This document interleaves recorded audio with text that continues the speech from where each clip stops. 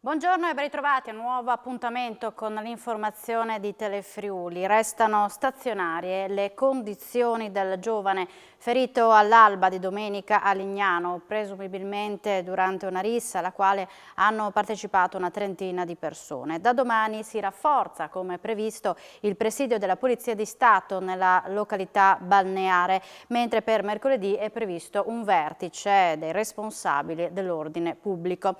Intanto gli operatori chiedono misure urgenti come l'interdizione dell'accesso all'arenile nelle ore serali e un'ordinanza come quella già adottata a Jesolo. Ascoltiamo Renzo Pozzo, amministratore della società Impresa Lignano, concessionario della spiaggia e di diverse strutture di Lignano Rivera, tra le quali la discoteca Cursal. Dottor Pozzo, siamo 2 giorni dopo l'episodio che si è verificato nel lungomare Keckler. Il discorso di questi ragazzi qua è un discorso serio che va affrontato. Bisognerebbe fare una cosa come ha fatto Jesolo, cioè impedire alla sera di andare in spiaggia. Il sindaco ha fatto un'ordinanza, non vanno più in spiaggia e dovremmo farlo anche noi perché così eviteremo tanti danni alle strutture, anche perché poi effettivamente si sono riversati sulla spiaggia e noi abbiamo dovuto intervenire per togliere tutto quello che c'era. Insomma non è simpatico. E innanzitutto direi che non è successo al Cursal. Evitiamo di parlare del Cursal questa volta. Certo, adesso bisogna ripensarci. Effettivamente tutto quello che è successo col Cursal bisogna che il concessionario, cioè noi, ci ripensiamo un tantino e adesso che cambiamo un po' tutta la struttura delle terme che vogliamo potenziare, probabilmente anche il Cursal potrebbe far parte di questo nostro disegno che andremo a presentare fra breve alle autorità. Si aggrava la situazione idrica nella destra tagliamento, in particolare sull'asta del Meduna, la cui portata è ai minimi storici. Gli invasi della Val Tramontina sono scesi sotto la soglia dei 10 milioni di metri cubi, un ulteriore motivo di preoccupazione per il consorzio di bonifica Cellina Meduna. Resta gravemente marcata la carenza idrica nella destra tagliamento. I temporali che a più riprese hanno interessato il territorio provinciale non si sono rivelati tali da cambiare le sorti di una stagione ormai quasi compromessa. In particolare la portata del torrente Meduna ha ripreso a scendere, attestandosi al momento su appena 3,5 metri cubi al secondo. I 3 laghi della Val Tramontina si sono abbassati sotto la soglia psicologica dei 10 milioni di metri cubi.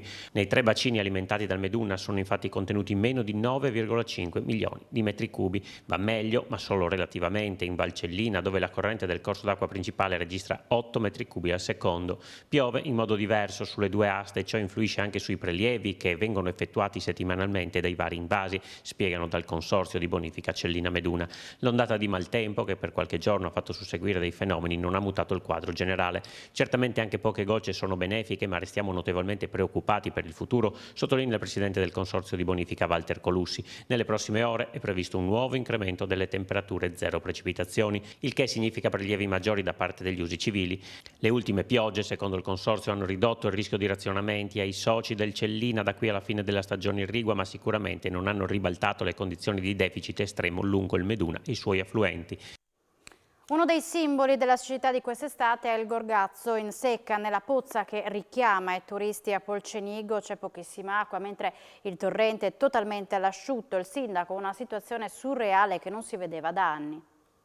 Il Gorgazzo, simbolo di Polcenigo, è in secca costante. La pozza è ai minimi storici mentre il torrente è diventato praticamente una strada. Una situazione quasi surreale che non si vedeva dal 2003, quando il torrente restò senza acqua da marzo a settembre. Sicuramente vedere il Gorgazzo in secca così prolungata è un colpo d'occhio un po' strano, diventa quasi un motivo di curiosità proprio vederlo in secca, tant'è che ci eravamo abituati a vederlo con tanta acqua, perché sono stati anni, soprattutto tra il 2014 e il 2015, con le falde molto, molto alte, mentre quest'anno purtroppo la situazione si è aggravata con questo caldo precoce già alla fine del mese di maggio, con delle secche temporanee, poi un piccolo ritorno dell'acqua, ma poi si è aggravata la situazione con questa siccità. siccità e questo scarso apporto di acqua appunto dal massiccio montano. E pensare che in estate le persone vanno al Gorgazzo a cercare refrigerio, ma quest'anno panorama e temperature sono totalmente diversi. Presentata oggi a Udine l'edizione 2022 del No Borders Music Festival in Prosit Summer Edition, che si svolgerà a Tarvisio, è stata l'occasione per un primo bilancio dei grandi eventi in regione in questo inizio di stagione. Ascoltiamo l'assessore Sergio Midobini. Quest'anno abbiamo dato dimostrazione di grande efficienza e di grande capacità nel mettere a disposizione dei tanti turisti che stanno arrivando in Friuli Venezia Giulia eventi di grandissima qualità. Soprattutto eventi di grande qualità con degli ospiti internazionali importanti, rispettosi dell'ambiente. Ne abbiamo dato prova di efficienza estrema con Jova Beach Party, daremo conferma con questi ulteriori eventi. Quindi in Friuli Venezia Giulia che sta anno su anno crescendo prepotentemente per quanto riguarda l'offerta turistica. Da settembre noi metteremo a disposizione il portale di promo turismo per permettere alle persone di acquistare i vari prodotti. Quindi insomma, via, anche questa è una cosa che sta andando molto bene. Prosegue l'analisi delle variazioni di bilancio nelle commissioni del Consiglio regionale. Oggi le battute conclusive in attesa che il provvedimento arrivi in aula entro il mese di luglio. Un percorso iniziato con 526 milioni di euro, arrivato oggi a 721 milioni di euro. Le variazioni di bilancio stanno concludendo il percorso nelle commissioni consiliari, con la giunta regionale che ha posto il focus soprattutto sul supporto a imprese e famiglie per far fronte al caro energia, che rappresenta il 10% di tutta la partita. Ci saranno risorse che verranno accantonate per un ulteriore intervento a ottobre. La ratio, spiegata anche dall'assessore alle finanze Barbara Zilli, è quella di avere la possibilità di intervenire nel caso in cui le previsioni pessimistiche legate alla situazione geopolitica in Ucraina abbiano ulteriori ricadute in Friuli Venezia Giulia e dunque con la necessità di supportare famiglie e realtà economiche. Ci sono anche fondi per la formazione e l'istruzione, non manca poi un sostegno ai comuni per poter procedere con i lavori collegati al PNRR e con il relativo caro prezzi. La Regione ha candidato il Friuli Venezia Giulia a ospitare il Big Science Forum del 2024, un evento dove le principali organizzazioni scientifiche si confrontano con gli operatori commerciali. Un evento in grado di muovere 37 miliardi di euro nei prossimi anni, con oltre 1000 partecipanti da 29 paesi in rappresentanza di 500 organizzazioni scientifiche. La Regione ha candidato il Friuli Venezia Giulia ad ospitare il Big Science Business Forum nel 2024. La sede deputata è quella di Trieste, nel dettaglio il Trieste Convention Center, che ha già ospitato ESOF e il G20. L'appuntamento è nato nel 2018 a Copenaghen e quest'anno si terrà a Granada. Lo scopo dell'incontro è di mettere in contatto le organizzazioni internazionali o i centri scientifici e di ricerca con i fornitori industriali e le aziende che possono fornire, realizzare o potenziare le grandi infrastrutture di ricerca.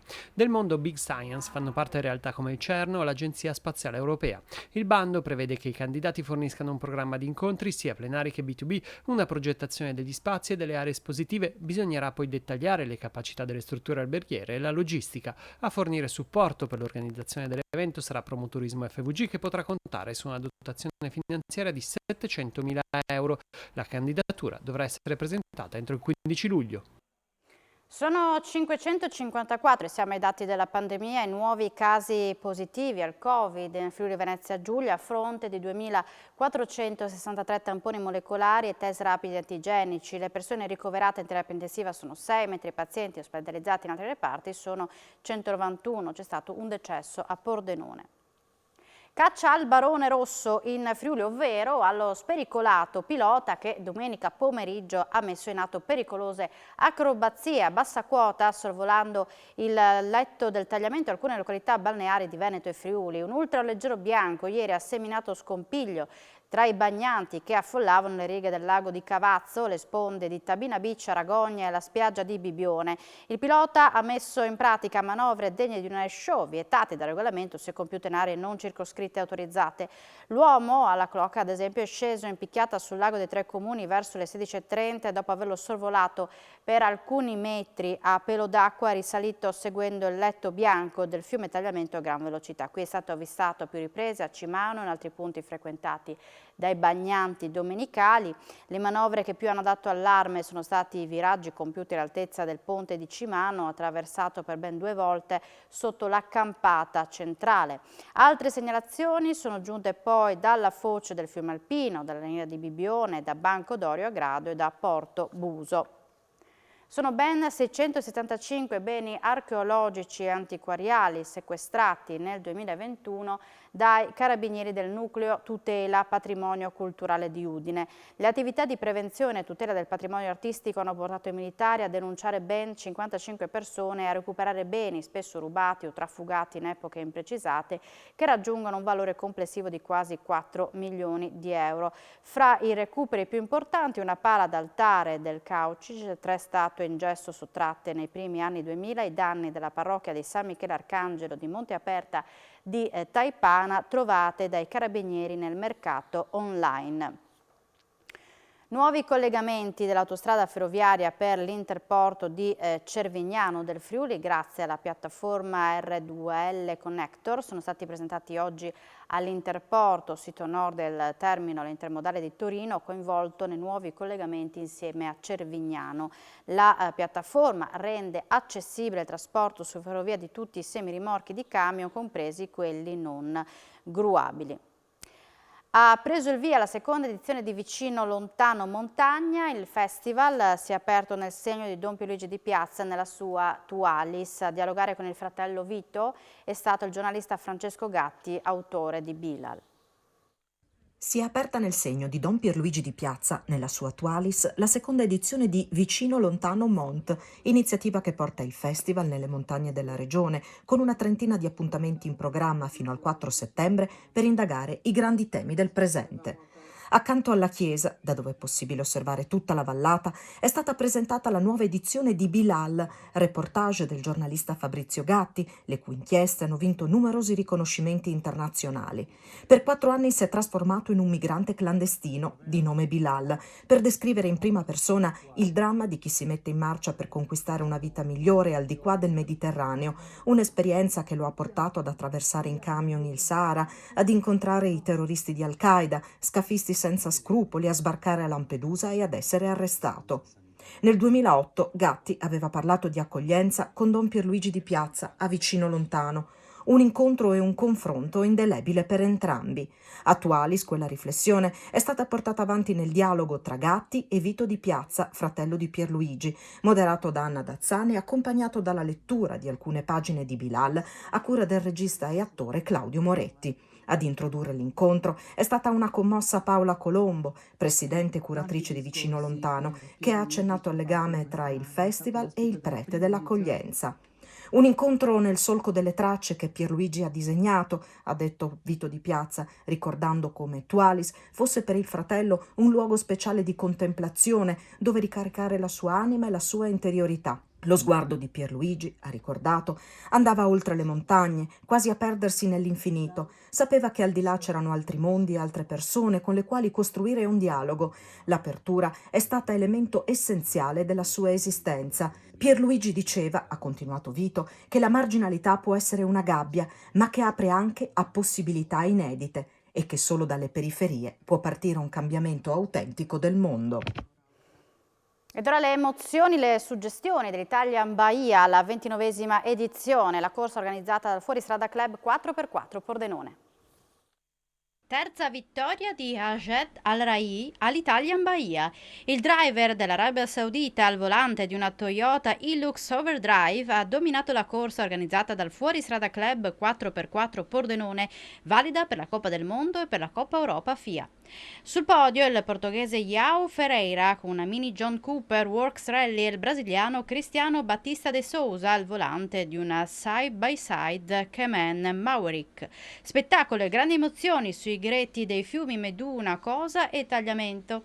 Questa mattina improvviso ritiro del polacco Malazzuski con la Mini X-Raid per problemi meccanici, mentre l'argentino Juan Cruz Jacopini ha capotato la Toyota Overdrive, riuscendo però miracolosamente a tornare sulle 4 quattro ruote, chiudendo al traguardo con un forte ritardo. Migliore degli italiani Amerigo Ventura, quinto assoluto nella sfida iridata, primo dell'italiano SSV con il quad di Yamaha. Cerimonia d'arrivo in grande stile con presentazione ufficiale dell'edizione 2023 quando l'Italian Bahia festeggerà 30 anni di competizione. Siamo in chiusura, subito dopo la pubblicità appuntamento con A Voi la Linea. Grazie per l'attenzione e buona giornata.